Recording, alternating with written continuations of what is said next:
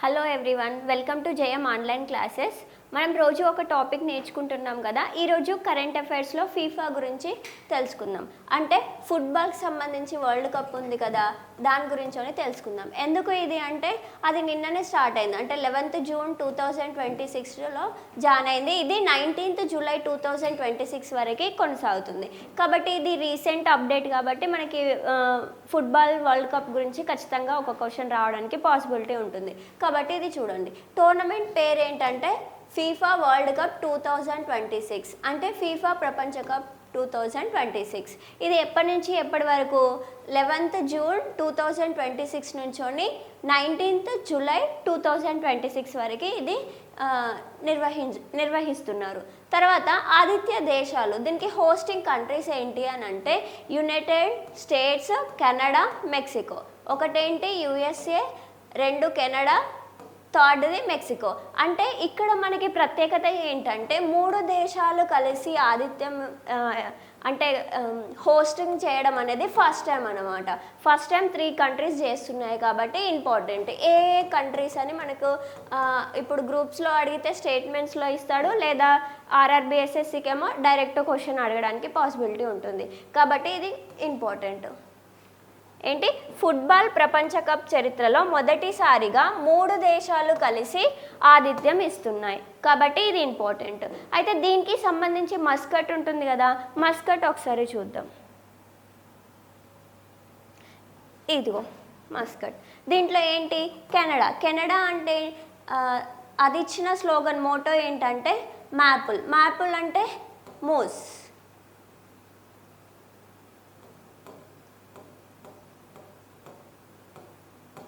తర్వాత Mexico. Mexico ఇచ్చినది ఏంటి? జాయు. అంటే ఏంటి? జాగ్వర్.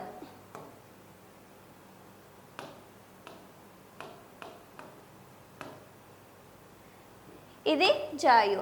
తర్వాత అమెరికా. అమెరికా ఇచ్చిందేంటి? క్లచ్. దీని యొక్క మీనింగ్ ఏంటంటే బాల్డ్ ఈగల్. అంటే మనకు మస్కట్ ఉంటుంది కదా, ఒక గేమ్ ఆడినప్పుడు వరల్డ్ కప్ కానీ ఏదైనా సరే ఒక గేమ్కి సంబంధించి మస్కట్ అనేది ఇంపార్టెంట్. మస్కట్ కూడా మనకి ఇస్తాడు కాబట్టి మస్కట్ గురించి కూడా మనం తెలుసుకోవాలి. అంటే మ్యాపుల్, జాయు, క్లచ్, ఈ 3 ఒక్కొక్క కంట్రీ ఒక్కొక్కటి ఇచ్చాయన్నమాట. దాని యొక్క మీనింగ్ ఏంటంటే మ్యాపుల్ అంటే మూస్, జాయు అంటే జాగ్వర్, క్లచ్ అంటే బాల్డ్ ఈగల్. ఇలా గుర్తుంచుకోండి, ఇది ఇంపార్టెంట్. తర్వాత ఇక్కడ ఇంకోటి ఏంటంటే ఫస్ట్ టైం 48 అంటే 48 జట్లు పాల్గొంటున్నాయి అన్నమాట. అంటే ఇంతకుముందు 32 మాత్రమే ఉండేవి. ఇప్పుడు కొత్తగా ఎక్స్ట్రాగా యాడ్ చేశారు. 2026 నుంచోనే ఎక్స్ట్రాగా యాడ్ చేశారు. అందుకు ఎన్నైనాయి అంటే 48 టీమ్స్ అనేవి అయినాయి. కాబట్టి ఇలా కూడా మనం గుర్తుంచుకోవాలి. తర్వాత మొత్తం మ్యాచ్లు ఏంటంటే 104 మ్యాచ్లు నిర్వహించబడతాయి. అయితే ఇలా చరిత్రలో ఇదే ఫస్ట్ టైం అనమాట ఇన్ని మ్యాచ్లు జరగడం. అయితే మనకి క్వశ్చన్ ఎలా అడుగుతాడు? మనం వరల్డ్ కప్ జరుగుతుంది కరెక్టే, మరి ఇందులో ఇండియా ఉందా అని అడుగుతాడు. అవునా? మన ఇండియా కూడా ఇందులో పాల్గొంటుందా పాల్గొనట్లేదా అనేది కూడా మనకు తెలియాలి కదా. అయితే ఫీఫా వరల్డ్ కప్ సంబంధించి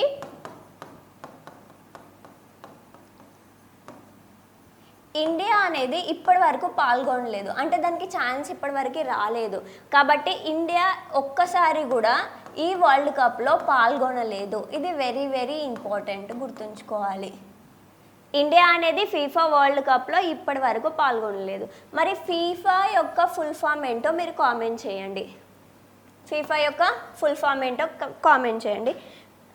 తర్వాత దీని యొక్క ప్రత్యేకతలు చూసినప్పుడు ప్రత్యేకతలు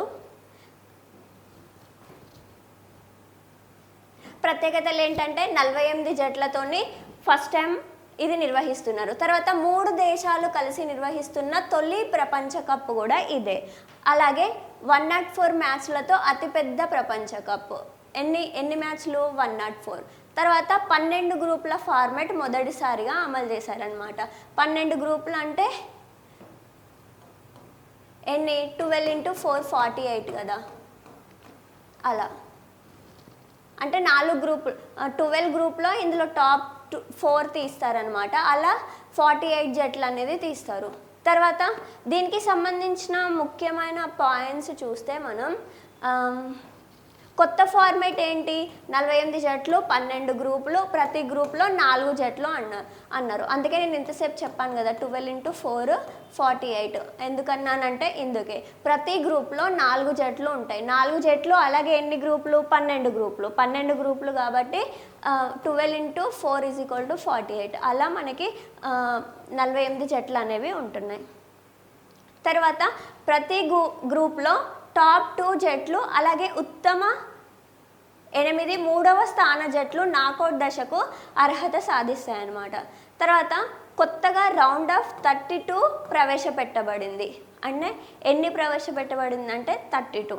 తర్వాత ప్రారంభ మ్యాచ్ ఏంటి, మనకి నిన్న జరిగిన మ్యాచ్ ఎక్కడ జరిగిందంటే మెక్సికోలో జరిగింది.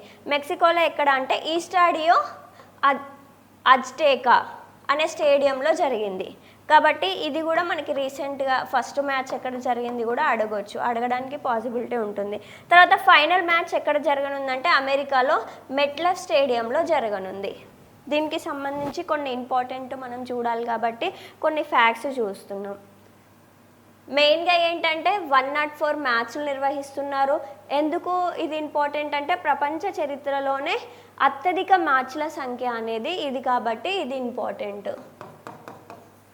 తర్వాత కొత్త ఫార్మాట్ తీసుకొచ్చారు ఏంటి, 48 జట్లు 12 గ్రూపులు.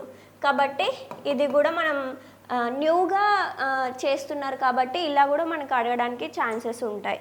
తర్వాత మ్యాచ్ ఎక్కడ జరిగిందంటే మెక్సికోలో, ఫైనల్ మ్యాచ్ ఎక్కడ అంటే అమెరికాలో. ఏ స్టేడియం, మెట్లైఫ్ స్టేడియం. ఇది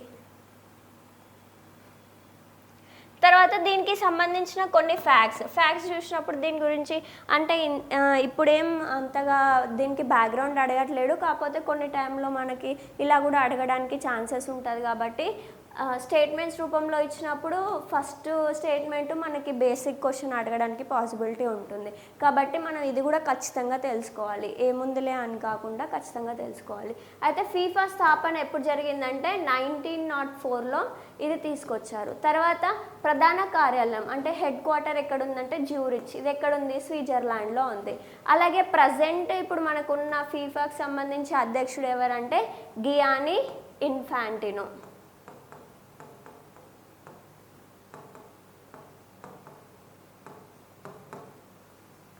తర్వాత మనకి 2022లో ఎవరు ఛాంపియన్ అంటే అర్జెంటీనా.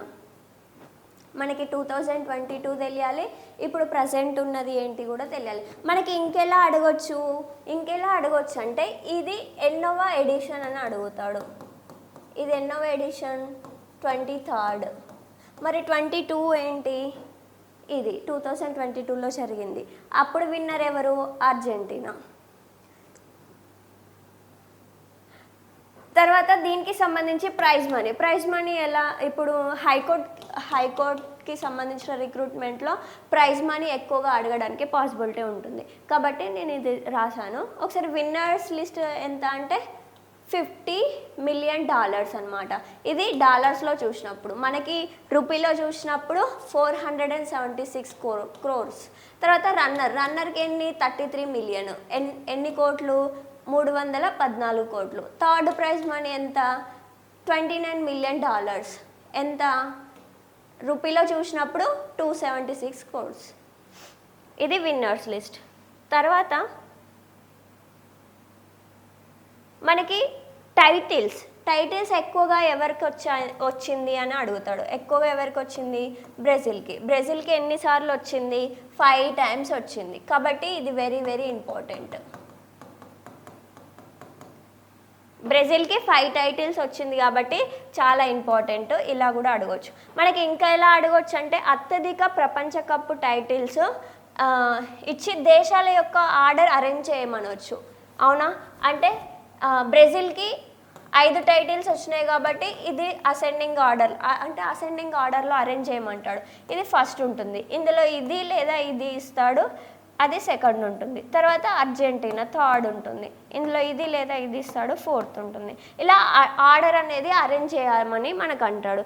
తర్వాత ఇంగ్లాండ్కి ఒక టైటిల్ వచ్చింది, స్పెయిన్కి ఒకసారి టైటిల్ వచ్చింది, ఉరుగ్వేకి 2 times వచ్చింది. మరి ఇక్కడ ఇంకోటి ఏంటంటే మనకి ఫస్ట్ ఫీఫా ఎప్పుడు జరిగింది అంటే ఫుట్బాల్ వరల్డ్ కప్ ఎప్పుడు జరిగిందంటే 1930లో జరిగింది. ఎప్పుడండి? 1930లో జరిగింది. 1930లో జరిగినప్పుడు ఫస్ట్ విన్నర్ ఎవరని అడుగుతాడు. అప్పుడు ఏమని చెప్పాలి మనం? ఉరుగ్వే అని చెప్పాలి. ఫస్ట్ విన్నర్ ఎవరు? ఉరుగ్వే. కాబట్టి ఇది ఇలా కూడా మనకు అడగడానికి పాసిబిలిటీ ఉంటుంది. ఇది కూడా మనం చూడాలి. ఎక్కువగా ఫ్యాక్ట్స్ అడిగితే ఈ వర్షన్లో అడుగుతాడు. కాబట్టి ఇది చదువుకుంటే సరిపోతుంది ఫీఫా గురించి. అలాగే దీనికి సంబంధించిన ఫుల్ ఫామ్ ఏంటో మీరు కామెంట్ చేయండి. ఎక్కువ టైటిల్స్ ఎవరికన్నాం? బ్రెజిల్ అన్నాం. తర్వాత జర్మనీకి 4 times వచ్చింది, ఇటలీకి 4 times వచ్చింది. ఇది మెయిన్గా ఇంపార్టెంట్. తర్వాత మళ్ళీ కంట్రీస్ ఏంటి, హోస్ట్ కంట్రీస్ ఏంటి ఇంపార్టెంట్. హెడ్ క్వార్టర్ ఎక్కడ అనేది ఇంపార్టెంట్. ఇది ఓకే. Thank you. ఈరోజు దీని గురించి ఇది చూసాం కదా. నెక్స్ట్ క్లాస్లో వేరే చూద్దాం. అలాగే ఇలాంటి అప్డేట్స్ కావాలంటే ఖచ్చితంగా జేఎం ఆన్లైన్ క్లాసెస్ని ఫాలో అవ్వండి. మీ ఫ్రెండ్స్కి కూడా షేర్ చేయండి.